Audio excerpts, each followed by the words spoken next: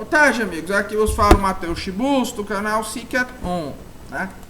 Em primeiro lugar, eu queria pedir a todos vocês que se inscrevam aqui no nosso canal, que sejam membros de nível 3 e façam o nosso curso de sobrevivência intelectual, que é o nosso curso de formação intelectual de longa duração, e principalmente que rezem por mim e pelo meu pai, né? Meu pai se encontra um pouco enfermo, ele passou por um procedimento cirúrgico e está repousando para receber alta da primeira fase do tratamento dele, certo? Peço a todos vocês as suas orações por ele, pelo meu pai. Bem, a Argentina é um país que possui um sistema eleitoral atípico, né?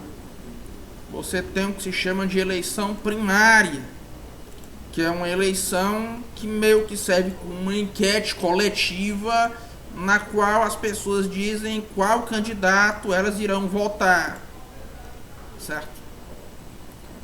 E na eleição primária desse ano, na Argentina, lembre-se que a Argentina tem segundo turno, então provavelmente você terá 2 turnos, um primeiro turno acho que em outubro e um segundo turno em novembro, certo? E o resultado deu que o tal do Javier Milei, né? Não sei se o nome se pronuncia assim, a Argentina tem tanto imigrante que você nunca sabe a origem de todos os nomes. Ele apareceu em primeiro lugar. Ele apareceu em primeiro lugar, esse Javier Milei, né? E ele se ergueu como favorito dessa corrida presidencial. No caso, ele saiu em primeiro lugar. O partido conservador mainstream, né, saiu em segundo lugar, e o partido peronista em terceiro lugar. Ele vai vencer? Confesso que não sei, certo? Javier Milei é o seguinte: ele é uma fusão de Cogos e Bolsonaro, certo? Ele pega esse jeito, né, debochado e pseudo-agressivo do Bolsonaro e coloca aquela retórica que mistura conservadorismo e anarcocapitalismo, né, muito agressiva, que vem do Paulo Cogos, certo? Ele é um sujeito que é muito inconstante, né? Ele tem umas posições que lembram muito as do Cogos de maneira geral, certo? Lembra muito, as posições dele lembram muito as do Paulo Cogos, e é fundamentalmente um Paulo Cogos menos conservador quanto à pauta de costumes, um pouco, embora ainda, certo, seja contra aquele negócio que começa com A, né? Seja contra essas pautas identitárias. Isso aí ele é, de fato, né? E emergiu com chance de ganhar. Se ele de fato vai ganhar, uma vez que a Argentina tem até segundo turno, é uma questão interessante, certo? E alguém pode me perguntar: Matheus, suponhamos que ele ganhe, que o establishment não faça, enfim. Matheus, você confia nesse Javier Milei? Não confio no Javier Milei, pelas mesmas razões pelas quais eu não confiava muito antes no Jair Bolsonaro. Embora o Javier Milei, você possa dizer que ele tem a seguinte vantagem, né? Porque ele não é um sujeito que tenha elos, que tenha laços com o estamento burocrático como o Bolsonaro tinha. Ao menos até onde eu posso ver. Certo? Ao menos até onde eu posso ver e até onde eu investiguei. Certo? Ele tem ligações com o Fórum Econômico Mundial. Certo? Ele é membro de think tanks que são membros do Fórum Econômico Mundial. Certo? Isso aí é uma coisa que você precisa. Ele já exerceu consultoria, né, para o Fórum Econômico Mundial. Isso aí é uma coisa que precisa ser levada em consideração. Embora o discurso do Milei, no geral, seja um discurso que não está muito não é muito convergente ao discurso desse pessoal aí. Certo? Então, no geral, deixar claro que dos três, ele é provavelmente o menos ruim. Provavelmente sim. Agora, aquela história. Não confie muito. Não confie muito. Certo? Uma verdade seja dita, ao contrário do Bolsonaro, o Milei, ele é de fato um outsider em relação ao estamento burocrático argentino.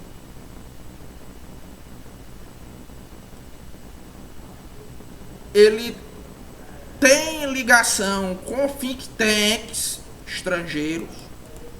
Ele já foi economista de banco, já foi economista, membro de organizações internacionais, isso sim. Mas ele não é um sujeito que tenha tantos elos assim com o estamento burocrático argentino. De fato, ele é um outsider. E de fato, ele é um sujeito que me parece ser ainda mais genuíno e com o rabo menos preso que o Jair Bolsonaro me parecia. Certo?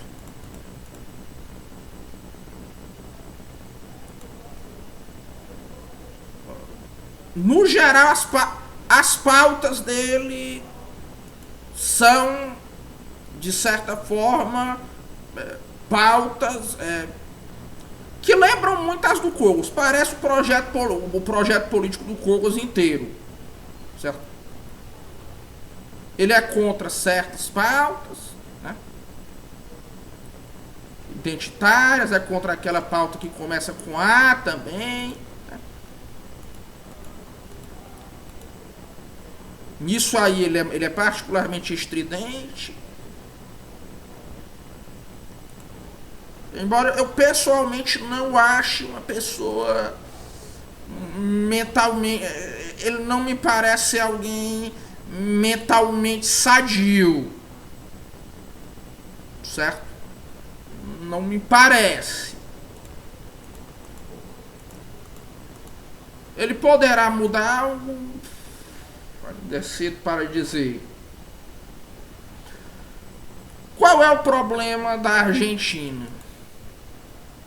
Na verdade, veja, a Argentina é um país que, como tinha uma educação muito mais avançada que a maioria das colônias vizinhas, né? E atraiu uma imigração particularmente qualificada, por razões que seriam algo muito complexas, seria muito difícil eu explicar aqui. ela teve um crescimento econômico, social e educacional particularmente extremo. Ela chegou a ser a 7ª economia do mundo, isso na época do colonialismo, chegou a superar a Espanha, chegou a superar a Itália, certo? Chegava bem perto da França, de ter o PIB da França. Tendo, claro, uma população muito menor.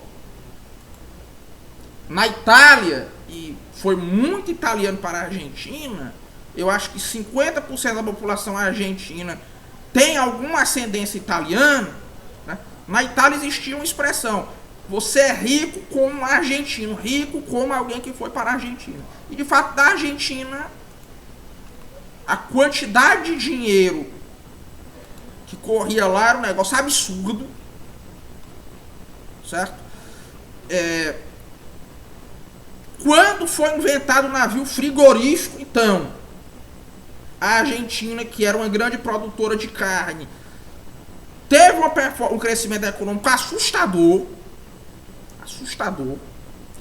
Inúmeras grandes empresas do mundo começaram na Argentina. É o caso da Bung, é o caso dos estaleiros Onassis. Muitas grandes empresas começaram na Argentina. Empresas grandes assim que começaram no Brasil e foram para outros países, eu acho que só a H. Stern, né? De joalheria. Agora, culturalmente falando, a Argentina talvez tenha alcançado um patamar desproporcional mesmo, em um certo momento, ao crescimento econômico que ela teve. Porque a Argentina talvez tenha sido, por exemplo, em termos literários, o país que teve a maior literatura do século XX. Tranquilamente. A produção cultural argentina foi algo que não deixou nada a dever a nenhum dos grandes países do mundo. E de fato o Brasil não tem, por exemplo, escritores que estejam no nível, certo, de Jorge Luiz Borges, Ernesto Sábato, Júlio Cortázar, Adolfo Bioy Cáceres, Leopoldo Lugones. O Brasil não tem escritor desse nível. Silvino Ocampo. Na prosa certamente não. Certo? Machado de Assis e alguns outros chegam perto. E é uma literatura na qual é particularmente presente, assim como o cinema argentino, assim como na música argentina, né? Você tem influências cosmopolitas muito bem digeridas e incorporadas em um imaginário próprio. A erudição, por exemplo, da literatura argentina é uma coisa que é incomparável à da literatura brasileira. Aliás, nem existe grande interesse pela literatura brasileira, certo? Na Argentina, certo? A literatura, os argentinos, o que os argentinos gostam de literatura brasileira é, por exemplo, são autores de caráter do nível mimético alto para o nível ou modo mítico e lendário, como Érico Veríssimo na prosa, Euclides da Cunha, a poesia de Gerardo Melo Mourão, que foi muito influente lá, de Cecília Meirelles. Agora, a Argentina é um caso atípico na história mundial, porque é um país que já foi um país desenvolvido do primeiro mundo, que no passado era um dos poucos países onde você podia entrar nos Estados Unidos visa free, e isso mudou, isso acabou. Por quê?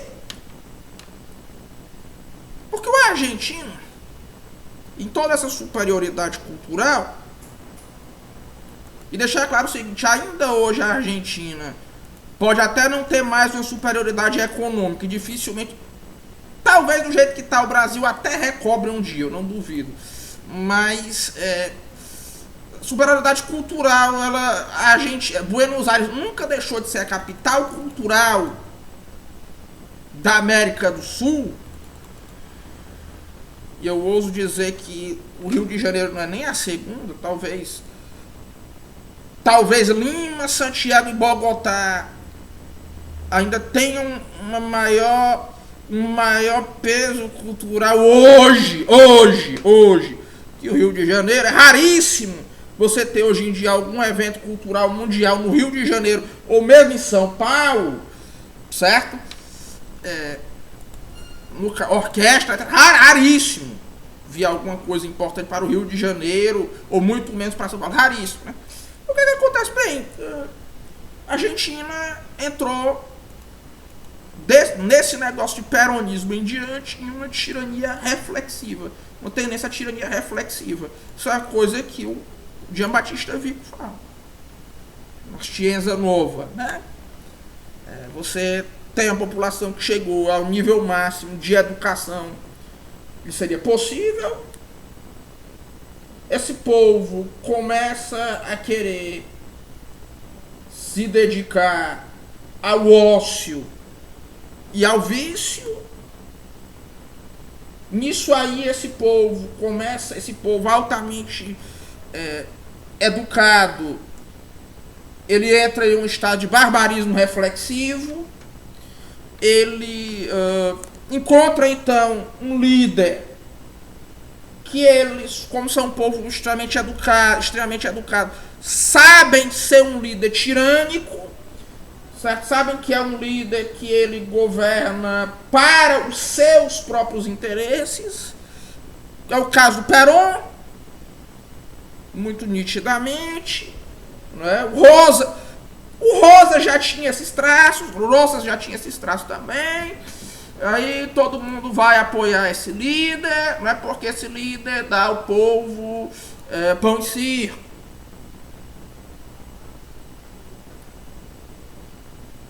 Aí isso se cristaliza e nesse processo você tem muitos serviços públicos. A Argentina é uma das razões para a eterna crise dela, você ter serviço público demais. Nisso aí você tem endividamento, né? A população, com o tempo, resolve trabalhar cada vez menos.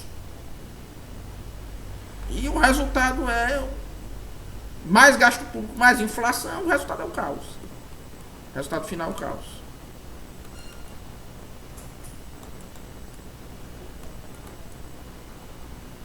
Sendo que todo mundo está ciente que isso é um processo degenerado. Ao contrário do Brasil.